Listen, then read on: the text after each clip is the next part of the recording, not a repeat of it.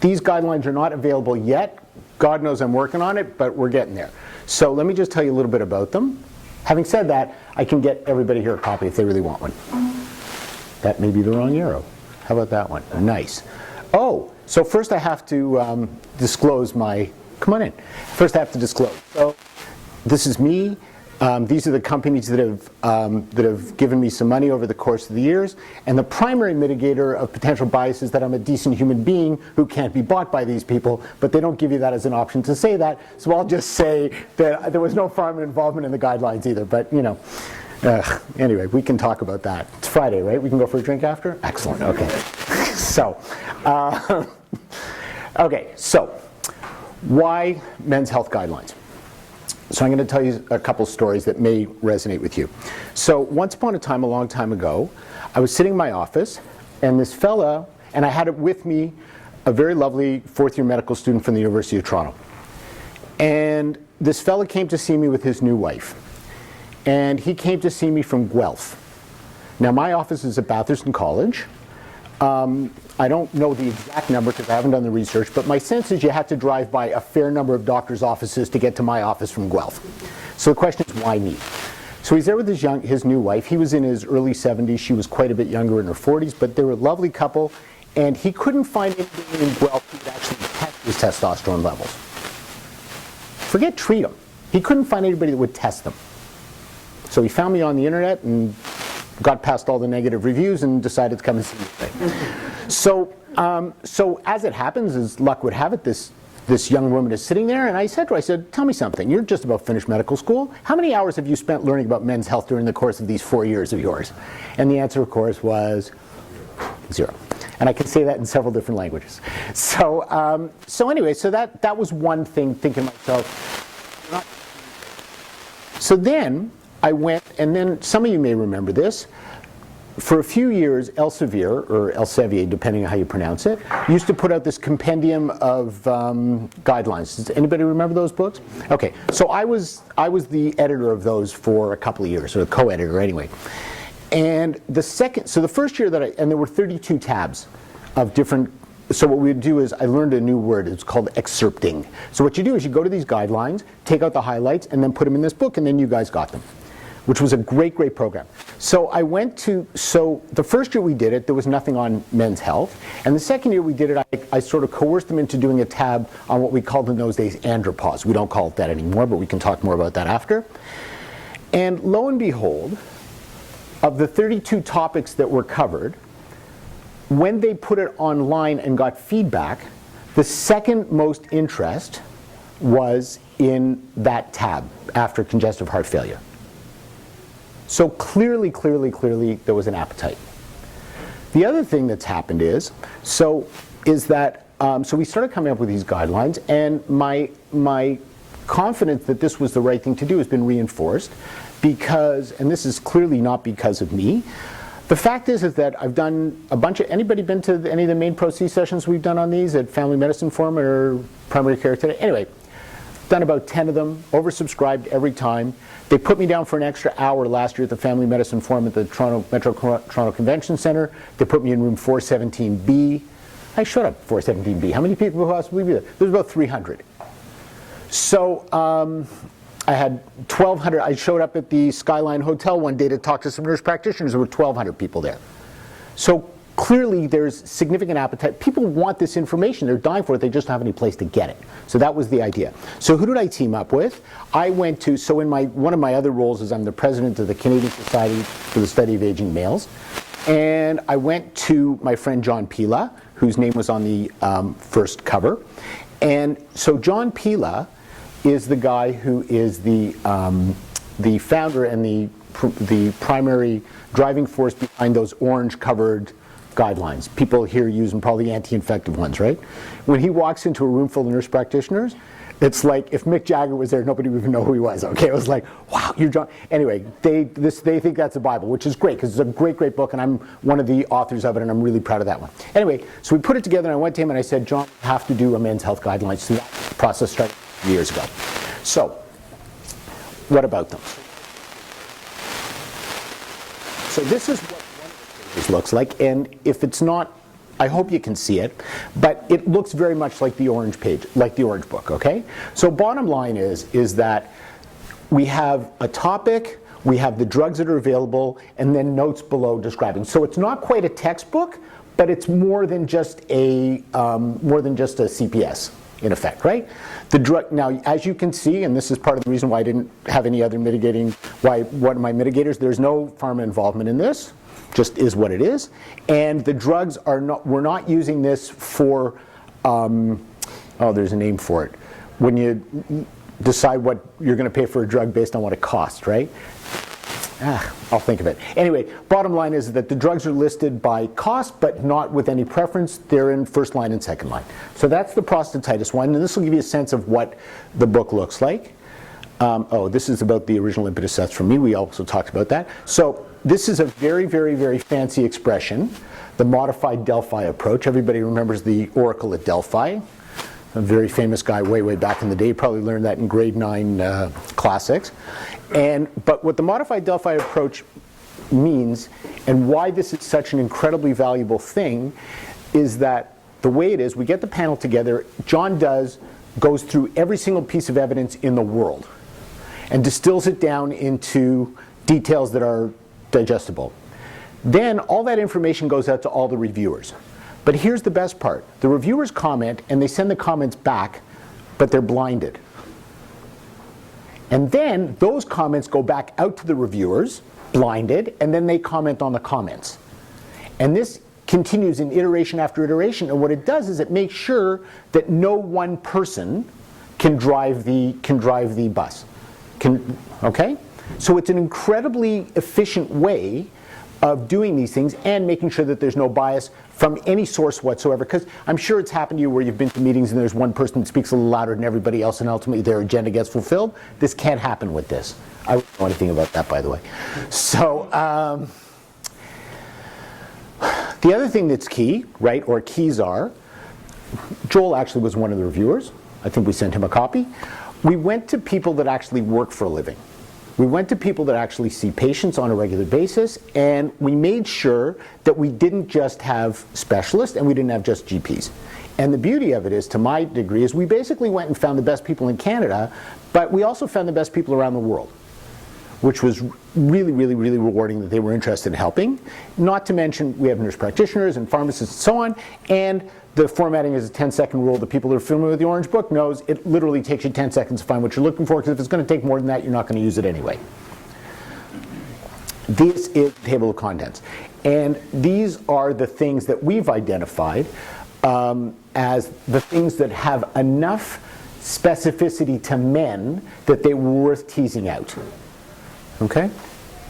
So clearly men aren't the only people that get diabetes, but as Wayne pointed out, when men do get diabetes, they tend to have a much worse outcome. Osteoporosis, you're probably aware of this, but women are much likelier to fracture their hips, but when men fracture their hips, they're 3 times likelier to die from a hip fracture than women are. So there are enough differences that we decided to include these things. Okay? Clearly other topics are going to follow in other updates as they become more relevant and more available. So here's another sample page. This is the one on erectile dysfunction. This is the one on testosterone preparations. And I don't know if you can see this, but in fact we've included some products that aren't available yet in Canada.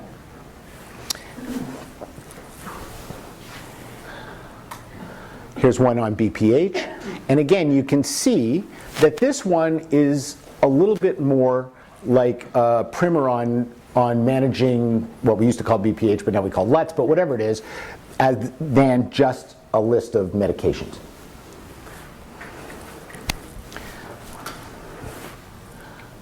And here are the notes that go with it. So if you graduate from medical school and you know absolutely nothing about BPH, and then you go through your residency, and as luck would have it, you never have any instruction whatsoever in prostates, the reality of it is, or you did and you forgot, in a very few seconds this can give you enough of a reminder that you'll know what to do. Here's one on incontinence. Sarcopenia, this is a musculoskeletal one. This has to do with the frail. I'll show you something after if anybody wants to see it on a break, an MRI that's really quite amazing that goes along with that one. Has anybody here ever heard the expression the frail obese? So there's a doctor that we're friendly with, a guy called John Morley in St. Louis, and he was the first guy that I ever heard this expression. You will see lots of these patients. These are patients that come to your office that are older, right? And for all the world, they look like these robust people. They're like the Michelin Man. They have almost no muscle, but they've got all this fat layered over it, right? So they're very, very, very fragile, even though they don't appear to be that way.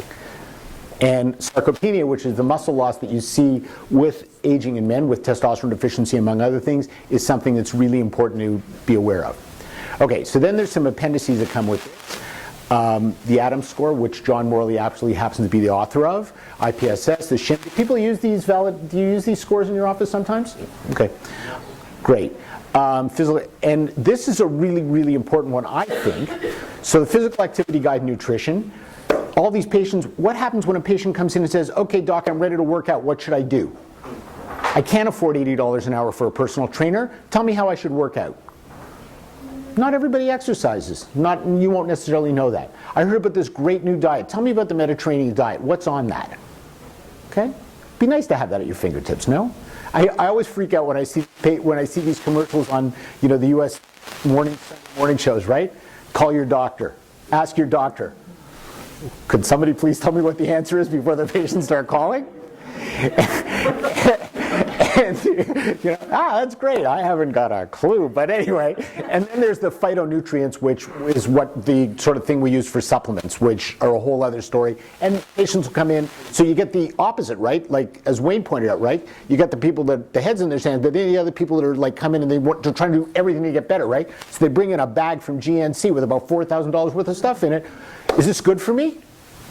Okay, hard to know. So that's helpful. So this is something called this is something that I developed a few years ago, and I was very, very proud of this. And this is actually included in the guidelines. This is the Men's Health Assessment Form, originally called the Men's Health Referral Form. And if you use this as your template in your office, you will not miss anything ever. Okay? He says with a huge caveat, because of course you can. I mean, it's not impossible. But the idea, so basically what it includes is, if you have the symptoms here, right, then what you do is, these 1, 2, 3, 4s refer to these validated measures. And depending what the complaint is, then you can use those measures, right? Then it's got, I always put it here, see, the wording I used here was patient's story, not patient's history, because I think it's always really important to get it down in the words they use as opposed to the words you impose on them, right? Especially for those of us that deal with sort of multicultural communities. If you can put it down in their own language and understand what it means, that's like even better. And then of course there's concomitant issues, comorbidities, physical findings, and I'm not a big fan of BMI, but I would put it in there anyway, and whether or not you've done any ultrasounds. Now, and other investigations. Now, when you're finished filling this out, there's two possibilities. One is you'll say, oh man, I can deal with this. Or you'll say, you know what, this is a little above my pay grade, so I'm going to send him to see Dr. Jane. So what do? You print it, you put it in your fax machine, it goes to him, instead of 65-year-old male, please assess, which makes him crazy. Okay, not that anybody in this room would do that, but there are people that, you've seen a couple of those referrals, correct? Yeah, he's laughing, you can't see, but it's, okay. So I'm very proud of that one. And, so I gave you the whole thing, but here's the details of it. Okay, as everybody here is no doubt aware, providing people with education, Joel said that he wanted to be a doctor primarily to be a teacher. I love teaching, I love going out and explaining things to people, but I also understand that imparting knowledge is not what I'm trying to do. I'm trying to change behavior. If everybody walks out of here and knows more than they did when they walked in, knows anything more than they did when they walked in, I'm going to feel good about that. But if you go back to your office and do something differently because of what I said, that's the winner. That's what I'm looking for. So, so the PAC program, this is what John calls it. So, and these are basically the format for the Main Pro C sessions that we've done, Main Pro M, the Main Pro 1 as well. And this is the acronym that they came up with. Doesn't mean a whole lot to me, but the idea is that it's, thank you. But the idea is that it responds to a lot of people's needs. That generally it's peer-led, and that it's interactive and gives people a chance to understand. We do it case-based, and it's actually a lot of fun. So, and I've done about 10 of them now. So there's about 300 doctors in Canada that have been exposed to the guidelines and should be using them on a regular basis. So I feel pretty good about that. Okay. And this is really what it's all about. This is what I said about changing behavior, right? The biggest problem we have right now in Canada when it comes to men's health, which is something that I'm really trying to help affect, and I know I'm never going to get all of them, right? But how great would it be if everybody had one of these orange books, and I'm working on it, so that every single doctor in Canada at least had the same information at their fingertips when men came into their offices. As it stands right now, just based on pure numbers, there are 8 million men in Canada who are at risk for all the things that result from testosterone deficiency. That's a big number. As Joel pointed out, the amount of funding for that in Canada basically reflects, it's the 10 times rule, right? They have 10 times as much funding in the States as they do in Canada, right? So there's nothing in the States and there's nothing in Canada either. So to try and get this out to the doctors so that you can use that as a baseline, and worst comes to worst, even if you don't want to know anything about it, you can start looking after, and this is not specifically to you because you're here. And the fact that you're here shows me that you're interested and you care and you're probably doing the right thing already. But for those that aren't or can't or don't, to have that opportunity is really, really important to me.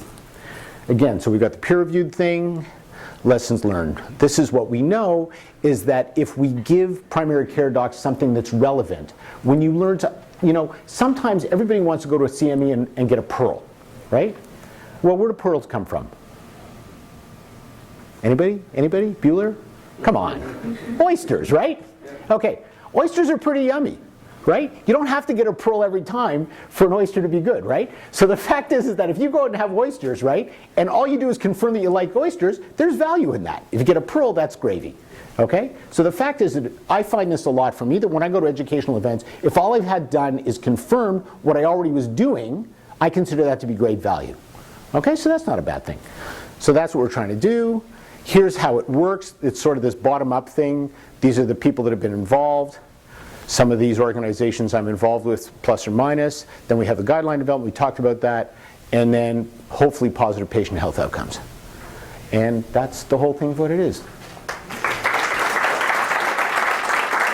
So I feel bad. I didn't really impart any insight into how to treat men, but at least this is coming, I promise, okay? Anyway, thank you.